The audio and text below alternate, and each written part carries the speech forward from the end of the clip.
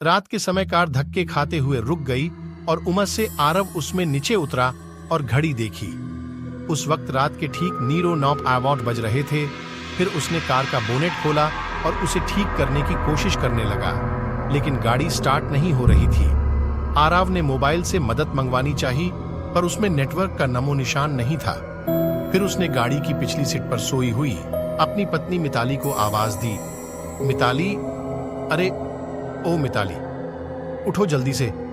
हमें आज की रात किसी गेस्ट हाउस या होटल में बितानी होगी, क्योंकि गाड़ी खराब हो गई है और अब मैकेनिक के बिना ठीक नहीं होगी। हमेशा की तरह मिताली नींद में ही बड़बड़ाते हुई उठी। आरव, तुमसे एक काम ढंग से नहीं होता।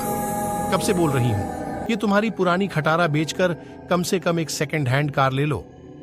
जवाब में आरव बोला, खरीद लेंगे माता रानी। अब अपना बैग उठाओ और चलो कहीं रात गुजारने का जुगाड़ करते हैं। फिर दोनों जंगल की कच्ची सड़क छोड़ के मेन हाईवे पर आ गए। उसी वक्त उन्हें जंगल में दूर कहीं से भेड़ियों के रोने की आवाजें आने लगी। वो भेड़ियों आवाजें उस काली रात को और भी डरावना बना रही थी। दोनों लगभग आधा घंटा चलते रहे, पर उन्हें ना कोई लिफ्ट मिली और ना कोई होटल। मिताली बोली, आरव, तुम्हारे बेवकूफ दोस्त मिंटू ने ये कौन से वीराने में फार्म हाउस खरीद रखा है। इस बात पर आरव कुछ कहता, उससे पहले ही आसमान में जबरदस्त बिजली कड़की। उस आवाज से डरी हुई मिताली आरव के सीने से लिपट गई। उस वक्त आरव के चेहरे पर एक मुस्कान चमक गई थी। तेज बारिश के आसार नजर आने लगे थे। तभी चलते चलते बिजली की चमचमाती तेज रोशनी में उन्हें एक पुरानी हवेली दिखाई दी। वह दोनों तेजी से दौड़ते दौड़ते उस हवेली के नजदीक पहुंचे। हवेली गेट पर उन्हें कोई वॉचमैन नजर नहीं आया, इसलिए वह दोनों गेट खोलकर हवेली के मुख्य दरवाजे के पास पहुंचे। दरवाजे पर डोरबेल के नाम पर एक पुरानी रस्सी किसी सांप की तरह लटक रही थी। उस रस्सी को आरव ने 2-3 बार खींचा, लेकिन अंदर से किसी भी घंटी की आवाज नहीं आई। फिर मिताली ने दरवाजे पर खटखटाने के लिए अपना हाथ आगे बढ़ा ही रही थी, उससे पहले ही अंदर से एक भारी आवाज आई, अंदर आ जाओ, दरवाजा खुला है। उन्हें दोनों को यह बात अजीब लगी, क्योंकि अंदर से किसी भी घंटी की आवाज नहीं आई थी और न ही उन दोनों ने कोई आवाज की थी। फिर वह दोनों दरवाजा खोलकर अंदर गए। दरवाजे के ठीक सामने झूले पर बैठकर एक आदमी शाही अंदाज में सिगार पी रहा था। उन्हें देखते ही आरव बोला, सर, हम यहाँ से कुछ ही किलोमीटर दूर हमारे दोस्त का फार्म हाउस देखने जा रहे थे, पर बीच रास्ते में हमारी कार खराब हो गई और मदद बुलाने के लिए मोबाइल में नेटवर्क भी नहीं है। Best horror stories in Hindi, क्या हम आपके फोन से एक कॉल कर सकते हैं? झूले पर बैठे उस आदमी के चेहरे पर कोई भाव नहीं था। उसने कहा, जरूर कीजिए, टेलीफोन ऊपर के आखिरी कमरे में है। आरव ने उन्हें पहले परिचय देना उचित समझा। उसने कहा, मेरा नाम आरव है और ये है मेरी पत्नी मिताली। जवाब में वह आदमी बोला, मेरा नाम दादा ठाकुर है, मैं इस हवेली का मालिक हूं।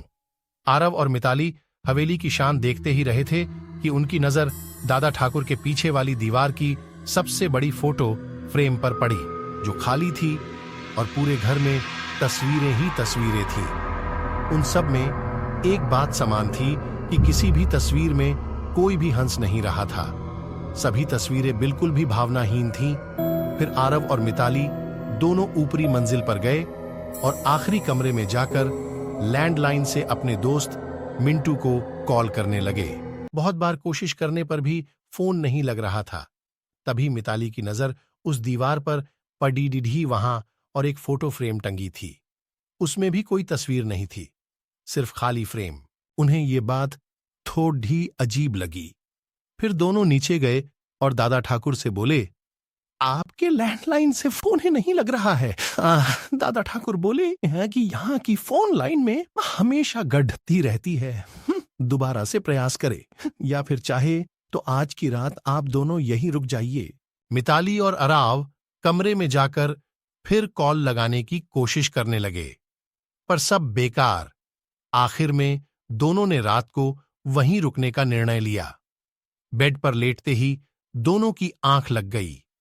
रात के ठीक 1:30 बजे आरव की नींद अचानक से खुल गई और वह एक बार फिर से अपने दोस्त को फोने लगने लगा।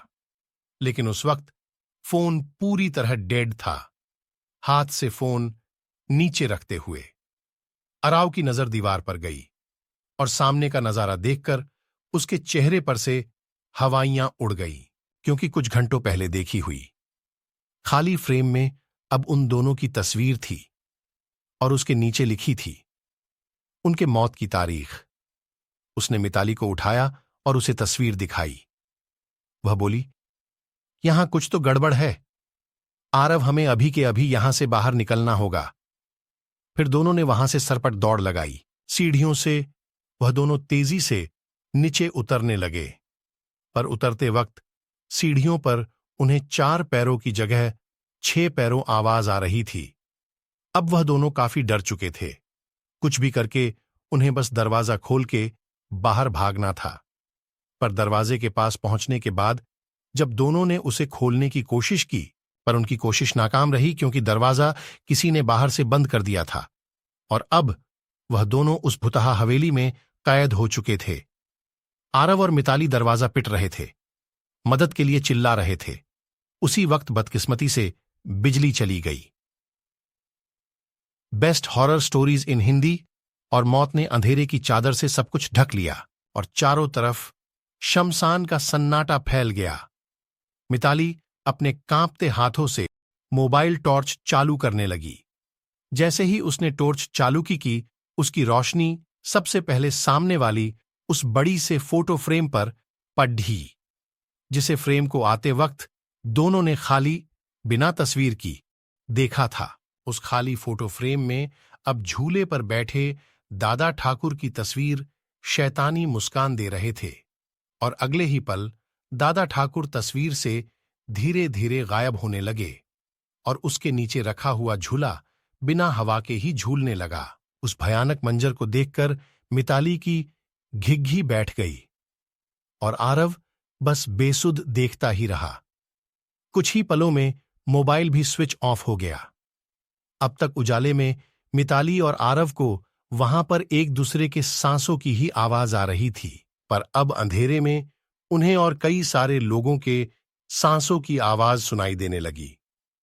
एक एक करके सभी आवाजें नजदीक आ रही थीं और कुछ ही पलों में दर्द भरी चीख के साथ उन दोनों की तस्वीर भी बाकी तस्वीरों के साथ हवेली की दीवार पर टंग गई और दादा ठाकुर झूले पर बैठ के सिगार पीते हुए किसी और मेहमान का इंतजार करने लगे।